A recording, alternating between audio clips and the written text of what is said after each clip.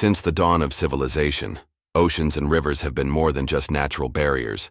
They've been battlegrounds for power, survival, and domination. Long before fighter jets dogfought in the skies, wooden warships collided on the seas, in deadly duels of strategy, courage, and raw manpower. From oared galleys powered by slaves to modern warships with guided missiles, naval warfare has undergone a dramatic evolution. Yet the core principle remains unchanged. Control the sea, and you control the world. Throughout history, empires rose and fell on the backs of their fleets. Naval battles determined trade routes, shaped colonial expansion, and shifted the balance of world power. Unlike land battles confined to geography, the sea offered no place to hide. Each naval confrontation became a brutal contest of intelligence, maneuver, firepower, and in the ancient world, hand-to-hand combat across planks. This documentary explores the most legendary naval battles ever fought, each one a historical dogfight at sea. We begin in antiquity, with a clash that changed the fate of the Western world. The Battle of Salamis. The year is 480 BCE. The mighty Persian Empire, led by King Xerxes, has already torched Athens and threatens to wipe Greek resistance off the map. But the hope of freedom rests on a narrow strait near the island of Salamis, where a vastly outnumbered Greek fleet prepares a bold stand. The Greek commander, Themistocles, knowing they cannot defeat the Persian fleet in open water, lures them into the tight Salamis Strait. The Persians, confident in their overwhelming numbers, over 600 ships compared to the Greeks' 300, pursue them.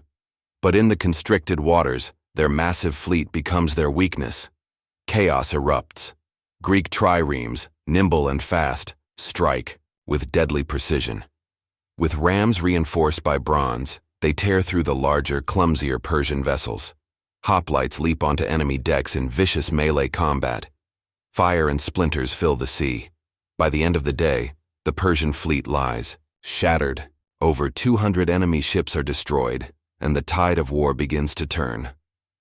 Salamis is not just a military victory, it's a civilizational one.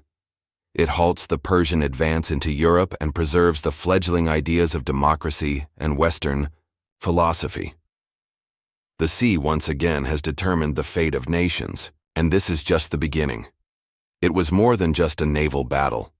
It was the final act of a love story, a power struggle, and the birth of an empire. In 31 BCE, the Roman Republic teeters on the edge of collapse. Two colossal forces face off. Across the Ionian Sea, Octavian, the adopted son of Julius Caesar, and Mark Antony, joined by Queen Cleopatra of Egypt. What began as a political alliance between Antony and Cleopatra had blossomed into scandal, and now into war.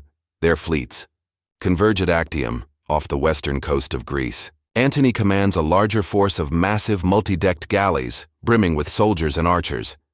Cleopatra's ships are elegant, fast, and exotic, but Octavian, backed by the shrewd naval commander Agrippa, holds the edge in strategy. His fleet is smaller, but more maneuverable, and better supplied. On the morning of battle, Antony's massive ships struggle to break formation in the cramped gulf. Agrippa's vessels swarm like wolves, surrounding and attacking from all sides. Fire arrows rain down. Ramming and boarding ensues in brutal hand-to-hand combat.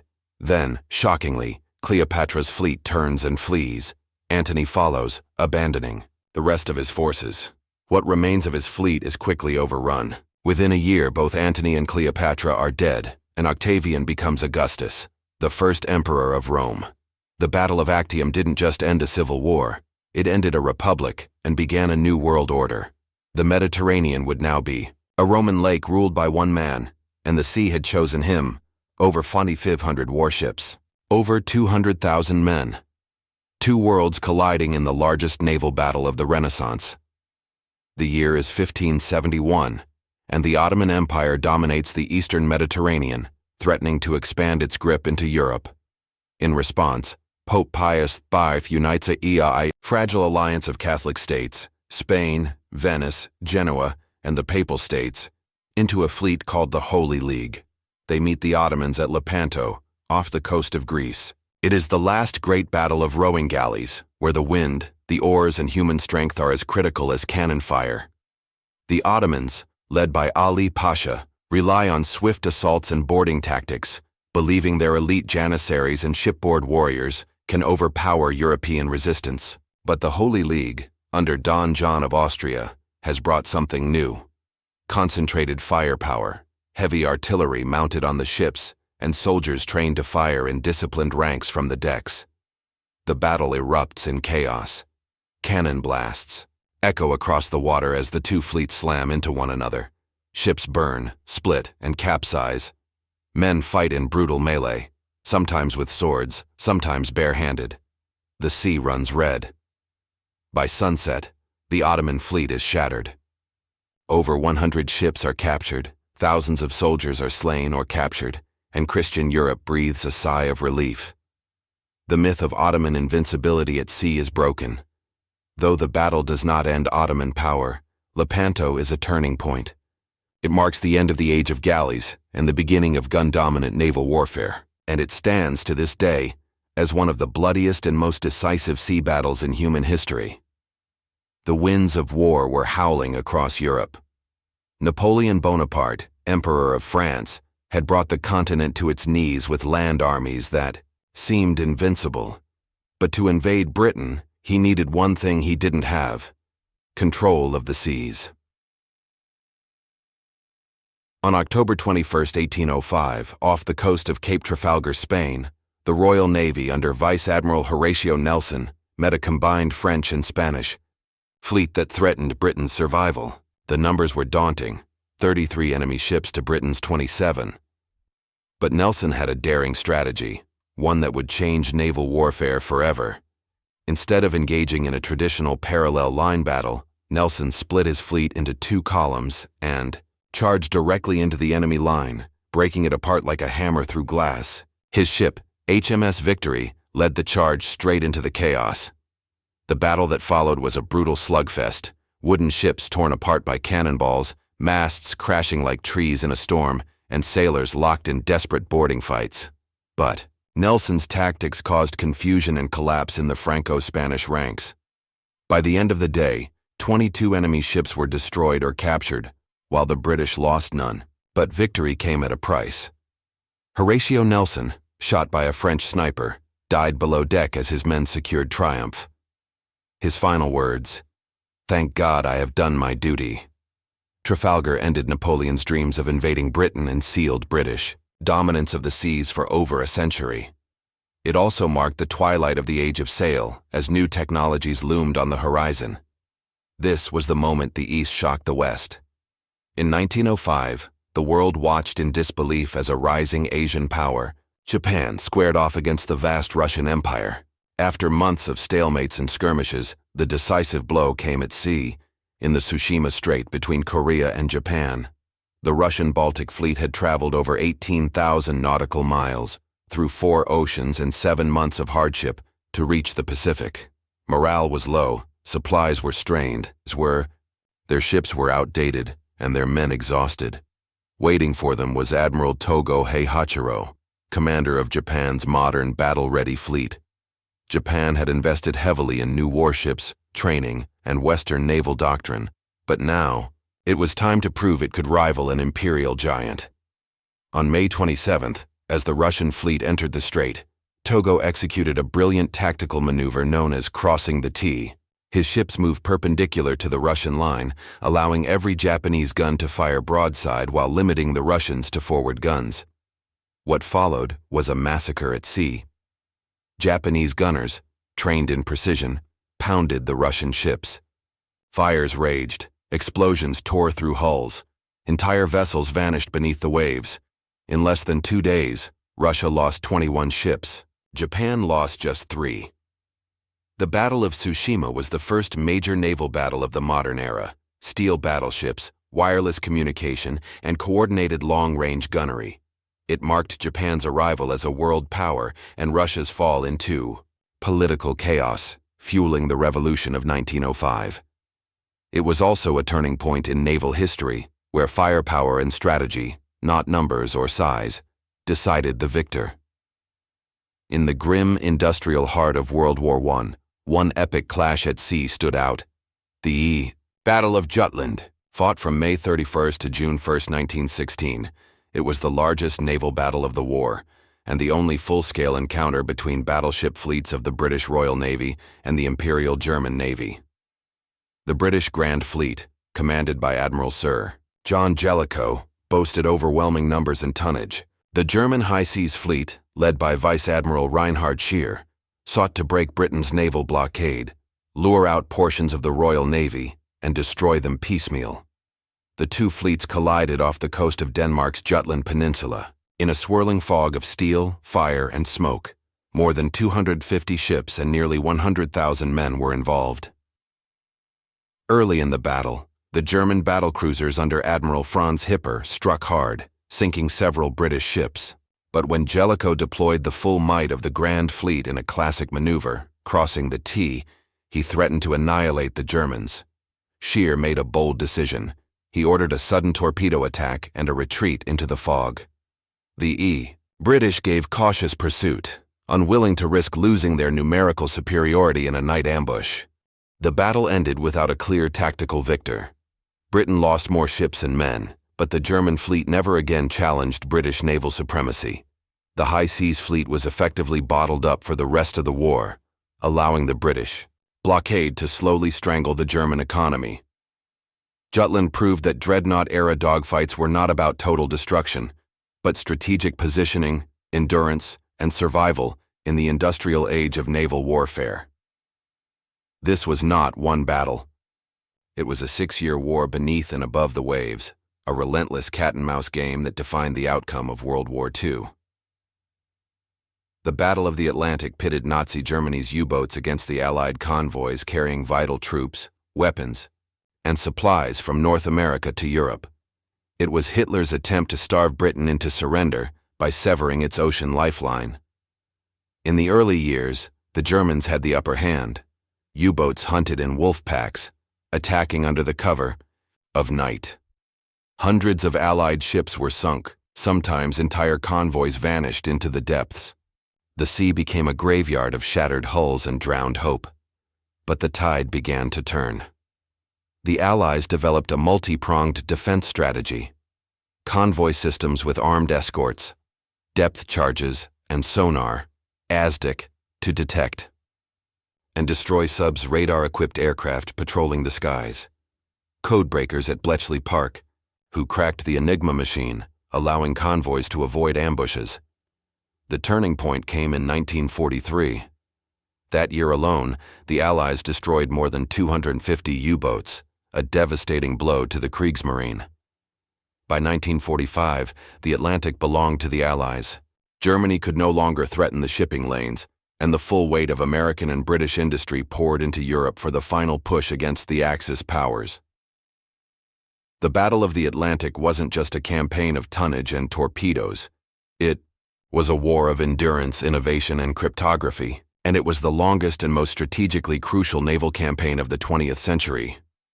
Just 6 months after the devastating attack on Pearl Harbor, the U.S. Navy was bloodied, outgunned, and outnumbered.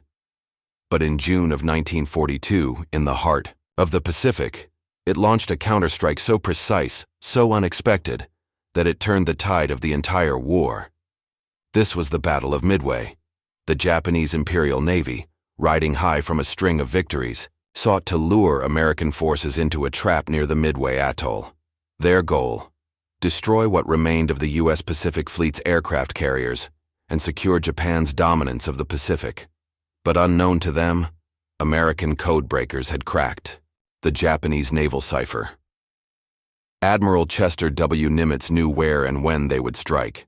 He positioned his forces, including 3 carriers, Enterprise, Yorktown, and Hornet, in silent anticipation. On June 4, 1942, the battle exploded.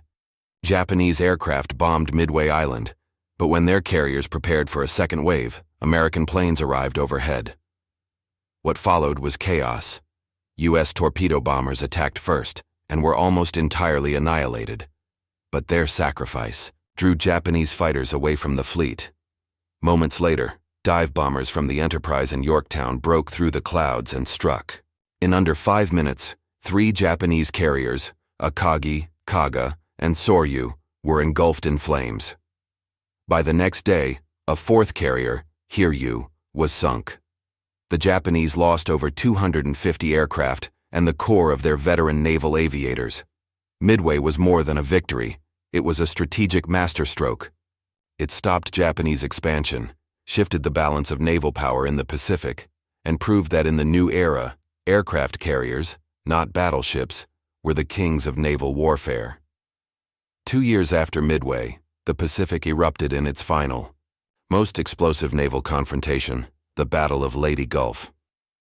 Fought in October 1944, it was not just the largest naval battle in history, it was a multi-pronged showdown between fading imperial power and overwhelming industrial might. The battle unfolded around Leyte Island in the Philippines, where General Douglas MacArthur had begun the liberation of the archipelago. Japan launched a massive and desperate response, splitting its navy into 3 fleets in an attempt to trap and annihilate U.S. invasion forces. What followed was a 4-day, 4-part naval opera, Battle of the Sibuyan Sea. U.S. aircraft sunk. The massive Japanese battleship Musashi, one of the largest ever built. Battle of Surigao Strait. The last battleship versus battleship clash in history, where American radar-guided firepower obliterated a Japanese squadron. Battle off Cape Engano, a Japanese decoy fleet, sacrificed to draw away American carriers, was destroyed by overwhelming U.S. air power.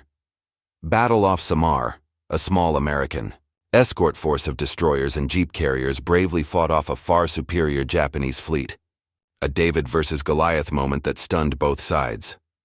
Most tragically, Leyte Gulf also saw the birth of the kamikaze tactic, pilots crashing their aircraft into American ships in suicidal desperation. By the end, Japan had lost 4 aircraft carriers, 3 battleships, 10 cruisers, 11 destroyers, and its last realistic chance to stop the American advance. Its once proud navy was shattered beyond repair.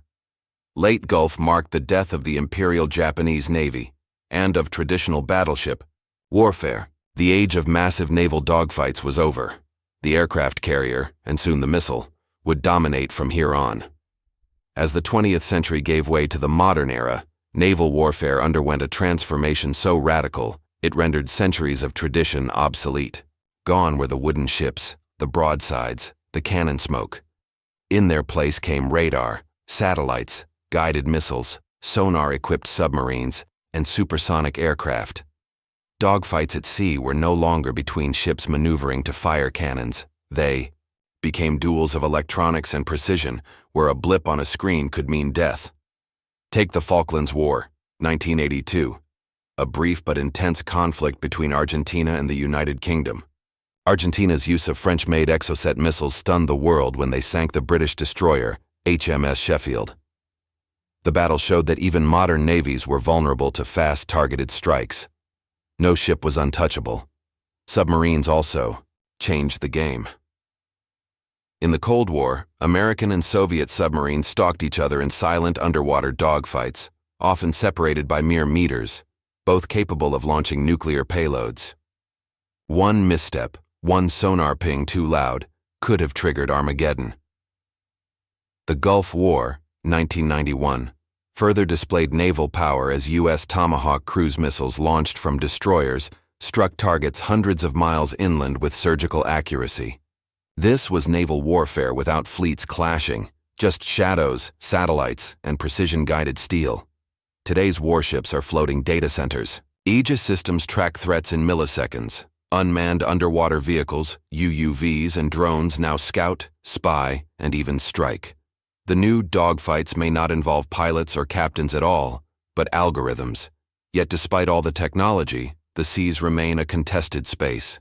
Because while missiles now fly faster than sound and ships no longer need to see their enemies to destroy them, the stakes remain the same. Control the oceans, control the future. From the triremes at Salamis to the steel beasts of Tsushima, from the wooden decks of Trafalgar to the precision strikes of the modern fleet, the history of naval warfare is the story of power shaped by the sea. Naval battles have not just won wars. They've created empires, collapsed dynasties, and redrawn the map of civilization. They've forced innovation, tested leadership, and demanded the ultimate price in courage. Today, the battlefield has shifted again. The aircraft carrier is now a mobile city, a floating airbase that projects power anywhere on the globe. Submarines carry enough firepower to end nations. Hypersonic missiles, cyber warfare, and satellite-guided systems have made naval combat a realm of invisible warfare. But the core truth has not changed. The sea is still the final frontier of dominance. As nations clash over shipping lanes, resources, and contested waters, from the South China Sea to the Arctic routes, the legacy of every battle we've explored continues. Salamis, Actium, Midway, Leyte Gulf. Each a reminder that the ocean, though vast and open, belongs to those who fight hardest for it. And the next great naval dogfight? It may already be happening, beneath the waves beyond the horizon, or coded in silence.